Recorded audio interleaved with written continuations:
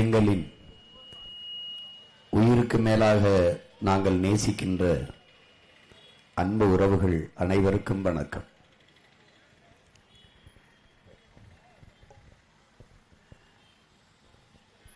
இந்த மண்ணில் மாற்றம் மாற்றம் என்று வந்தவர்கள் எல்லாம் ஏற்கனவே இருந்த கட்சி ஆட்சிகளோடு கூட்டணி வைத்து ஏமாற்றமாகி மாறிப்போய்விட்ட சூழலில் ஏமாற்றப்பட்ட இடத்தில்தான், நிராகரிக்கப்பட்ட இடத்தில்தான், புறக்கணிக்கப்பட்ட இடத்தில்தான் பேரெழுச்சியான ஆற்றல் பெருகி வரும் என்று ஐயா இறை என்பவர்கள் எழுதியது போல, ஏமாற்றப்பட்ட ஒரு இனக்கூட்டத்தில் பிறந்த பிள்ளைகள் நாங்கள் ஒரு பேரெழுச்சியாக கிளர்ந்து எழுந்து வருகிறோம். இழந்துவிட்ட உரிமைகளை பிச்சை கேட்டு பெற முடியாது, போராடித்தான் பெற்றாக வேண்டும் என்று புரட்சியாளர் அண்ணல் அம்பேத்கர் நமக்கு கூறிய அந்த புரட்சி மொழிக்கு ஏற்ப இழந்துவிட்ட நம் உரிமைகளை போராடி பெற்றாக வேண்டும் என்ற நிலையில் இந்த நிலத்தில் உங்கள் பிள்ளைகள் நின்று கொண்டிருக்கிறோம். ஒரு அடிப்படை வசதி கூட இல்லாத ஒரு வாழ்க்கை நிலையை எம்மக்கள் இந்த நிலத்தில் வாழ்ந்து கொண்டிருக்கிறார்கள். 60 ஆண்டுகளாக மாறி மாறி ஆட்சி செய்த இந்த கட்சிகள் அற்ப இலவச அறிவிப்புகளை தந்து வாக்குக்கு காசை கொடுத்து சாதி மத உணர்ச்சியை தூண்டி சாராயம் பணத்தை முதலீடா வைத்து வாக்கை பறித்து நீண்ட காலமாக ஒரு கொடுமையான ஆட்சி முறையை இந்த மண்ணில் நிகழ்த்திவிட்டார்கள். இதை மாற்ற வேண்டும் என்று நினைக்கிறோம். உலகில் பல்வேறு நாடுகளில் ஒரு சிறு வளங்களை வைத்துக்கொண்டு எப்படி அவர்கள் பொருளாதாரத்தில் மேம்பட்டு ஒரு தற்சார்பு வாழ்க்கையை வாழ்கிறார்கள் என்பதை வாசித்து நேசித்து பார்த்த பிள்ளைகள், அதை போல எம்முடைய நாட்டில் எம்மக்கள் எல்லா உரிமையும் பெற்று நலமோடு பெருமையோடு வாழ முடியாதா? ஒரு நல்ல கல்வி, நல்ல மருத்துவம், குடிக்க நீர், பயணிக்க பாதை, சிறந்த போக்குவரத்து, தடையற்ற மின்சாரம், படித்த கல்விக்கேற்ற வேலை, அதற்கேற்ற சம்பளம், அதை கொண்டு வாழ்கிற பெருமைமிக்க வாழ்வு, இதை கொண்டு வாழ முடியாதா என்று ஏங்கி தவித்து நின்ற பிள்ளைகள் என்ன செய்வதென்று புலம்பிக் கொண்டிருக்காமல், இது புலம்பிக் கொண்டிருக்கிற நேரம் அல்ல, போராடி வெல்ல வேண்டிய நேரம் என்பதை முடிவெடுத்து உங்கள் பிள்ளைகள் இந்த புரட்சிகர அரசியலை முன்னெடுக்கிறோம். நீங்கள் மற்றவர்களில் இருந்து நாங்கள் எங்கே மாறுபடுகிறோம் என்பதை நீங்கள் கவனித்தால் தெரியும். 10 ஆண்டுகளாக இந்த தேர்தல் அரசியலில் நிற்கிறோம். ஒரு தேர்தலில் கூட வெற்றி பெறவில்லை. உள்ளாட்சி தேர்தலில் 6 இடத்தில் மாமன்ற உறுப்பினராக எங்கள் பிள்ளைகள் வென்றிருக்கிறார்கள். மற்ற எல்லா தேர்தலிலும் தோற்று இருக்கிறோம். ஆனால் எங்கள் நம்பிக்கையில் ஒருபோதும் நாங்கள் தோற்றதில்லை என்பதை என் அன்பு மக்கள் புரிந்து கொள்ள வேண்டும். வேற எந்த அரசியல் கட்சியாக இருந்தாலும் கலைந்து போய்விடும், அல்லது வேற ஏதாவது ஒரு கட்சியோடு கூட்டணி வைத்து கரைந்து போய்விடும். ஆனால் தொடர்ந்து 4.5 லட்சம் வாக்கை வாங்கிய ஒரு கட்சி 36 லட்சம் வாக்கை வாங்கி தனித்து அங்கீகாரத்தை பெற்று பெருத்த 3வது ஒரு கட்சியாக வளர முடியும் என்றால் விடாமுயற்சியும் தொடர் முயற்சியும் நம்பிக்கையும் தான் என்பதை என் அன்பு மக்கள் புரிந்து கொள்ள வேண்டும். என்ன நம்பிக்கையில் எங்களை பெற்றவர்கள், எங்கள் உடன் பிறந்தவர்கள் எங்களை கைவிட மாட்டார்கள் என்ற அசைக்க முடியாத நம்பிக்கையில், நல்லதை எப்போதும் எனது மக்கள் தேர்வு செய்வார்கள் என்ற நம்பிக்கையில், பன்னெடுங்காலமாக என் மக்கள் எளிதானதை செய்துவிட்டார்கள், சரியானதை செய்யவில்லை. இப்போது அவர்கள் சரியானதை செய்வதற்கான நேரம் வந்திருக்கிறது. அந்த நேரம்தான், அந்த காலம்தான் இந்த தேர்தல் காலம்.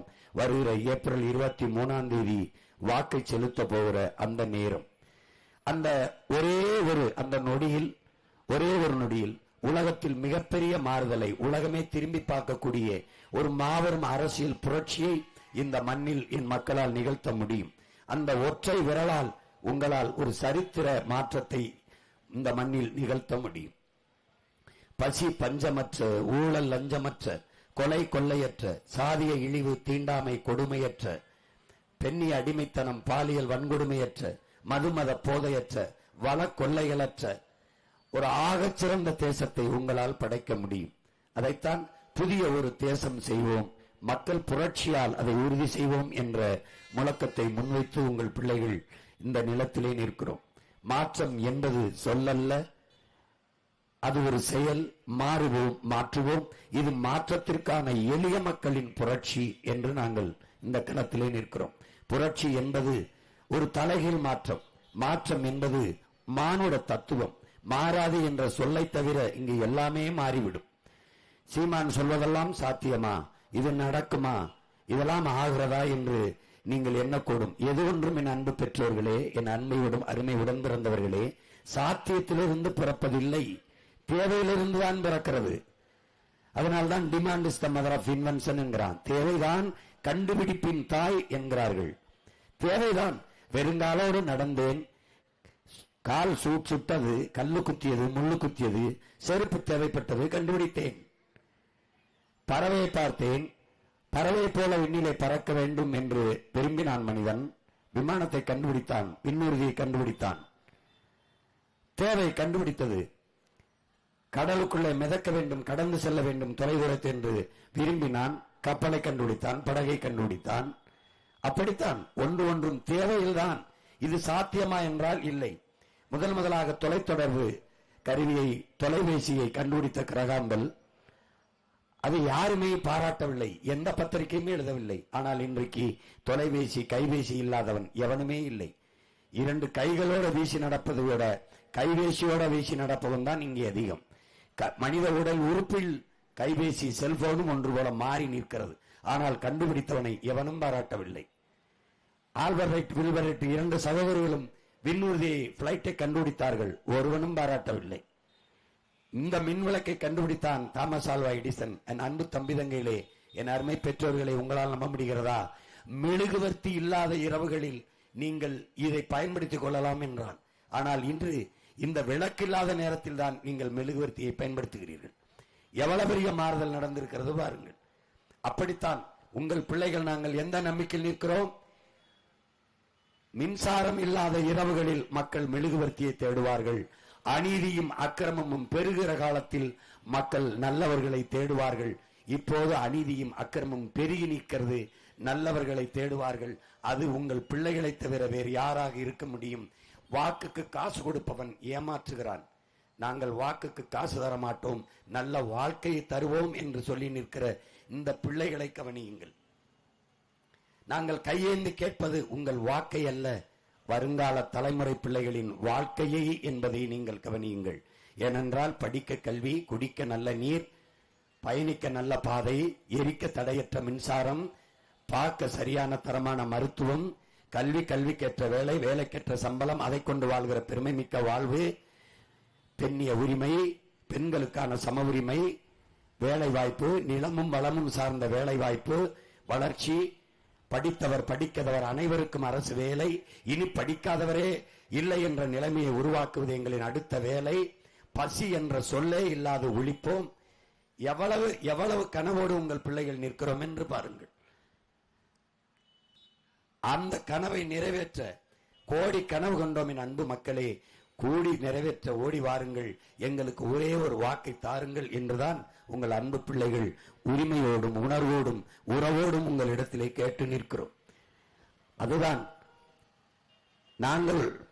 நாங்கள் சொல்வது எதையும் சாத்தியப்படுத்த முடியாத ஒன்று இல்லை. உலகில் பல்வேறு நாடுகளில் எல்லா நாடுகளும் செய்து கொண்டிருப்பதைத்தான் சான்றாக காட்டி சொல்கிறோம். உலகத்திலே தலை சிறந்த நாடாக கல்வியிலே பின்லாந்து இருக்கிறது. பின்லாந்துன்னு ஒரு சின்ன நாடு இருக்கிறது. 2வது நாடாக தென்கொரியா இருக்கிறது. முதலில் தென்கொரியா தான் இருந்தது, அந்த பின்லாந்து அதை முந்திக் கொண்டு போனது. 3வது இடத்தில் அப்போதிருந்து இப்போது வரை சிங்கப்பூர் இருக்கிறது. ஒரு சின்ன நாடு, கல்வியிலே மிகச்சிறந்த நாடாக இருக்கிறது. நம்ம மாநிலத்தில் ஒரு மாவட்ட அளவு கூட இல்லை, இந்த தருமபுரி அளவு கூட இல்லை. அது இன்னைக்கு உலகத்தில் மிகச்சிறந்த இடத்தில் கல்வியிலே சிங்கப்பூர் இளைஞனுக்கு மட்டுமல்ல, தமிழ்நாட்டு இளைஞனுக்கு மட்டுமல்ல, உலகில் பல்வேறு நாட்டு இளைஞர்களுக்கும் வேலை வாய்ப்பை கொடுக்கிற இடத்தில் இருக்கிறது. வெறும் கடல் வளத்தை தவிர ஒன்றுமே இல்லை. என் அன்பு சொந்தங்கள் பாருங்கள், இந்த 3 நாட்டையும் முந்திக் கொண்டு உங்கள் பிள்ளைகள் ஆகச் சிறந்த கல்வியை தமிழ்நாட்டு பிள்ளைகளுக்கு, என் நாட்டு பிள்ளைகளுக்கு கொடுக்க வேண்டும் என்று துடிக்கிறோம். எங்கள் கனவு மிக பெரிது. இந்த கனவை கையளித்தவன் யார்? எங்கள் உயிர் தலைவன் மேதகுவே பிரபாகரன் அவர்கள். அவன் ஒரு கனவு கண்டான்.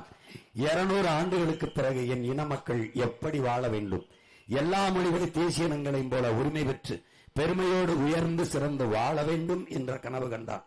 அந்த கனவை இந்த தலைமுறை பிள்ளைகள் எங்களுக்கு கையளித்தான். அந்த கனவுகளோடு ஓடி வருகிறோம். எங்கள் இலக்கு பெரிது, எங்கள் நோக்கம் பெரிது, எங்கள் கனவு பெரிது, எங்கள் பயணம் சரியானது, எங்கள் பாதை தெளிவானது, பயண தூரம் சற்று அதிகமாகிவிட்டது. அதனால்தான் உடலினை உறுதி செய், அறிவை விரிவாக்க, கொள்கை வகுத்தினில் கூடி செயல் செய்ய பழகு என்ற கோட்பாட்டை கொண்டு எளிய பிள்ளைகள், உங்கள் வயிற்றிலிருந்து வந்தவர்கள், உங்களுக்காக உங்களிடமிருந்து வந்த பிள்ளைகள் உங்களிடத்திலே வாக்கை கேட்டு வந்திருக்கிறோம். வாக்கு என்பது மக்களாட்சியை ஏற்றுக்கொண்ட ஒரு நாட்டில் வலிமை மிக்க ஒரு ஆயுதம், ஆகச் சிறந்த போர்க்கருவி. அதை அநீதிக்கு எதிராக நாம் இந்த தேர்தலிலே இயங்க வேண்டும் என்றுதான் உங்கள் அன்பு மகன் உங்களிடத்திலே வேண்டுகிறேன். விவசாய சின்னத்திற்கு வாக்களிப்போம், வருங்கால தலைமுறைக்கு வாழ்வளிப்போம் என்கிற உறுதியை நாம் ஏற்போம். உணவு இல்லை என்றால் இங்கே உணவு இல்லை, உணவு இல்லை என்றால் உயிர்கள் இல்லை, உயிர்கள் இல்லை என்றால் உலகம் இல்லை. எனவே உழவை மீட்போம், உலகை காப்போம் என்ற தத்துவத்தை வைத்து இந்த களத்திலே நிற்கிறோம். நீங்கள் எதுவில்லாமலும் வாழ முடியும். கார் இல்லாமல் வாழ முடியும், செல்போன் இல்லாமல் வாழ முடியும், தொலைக்காட்சி இல்லாமல் வாழ முடியும், குளிரூட்டி இல்லாமல் வாழ முடியும், எதுவில்லாமலும் வாழ முடியும்.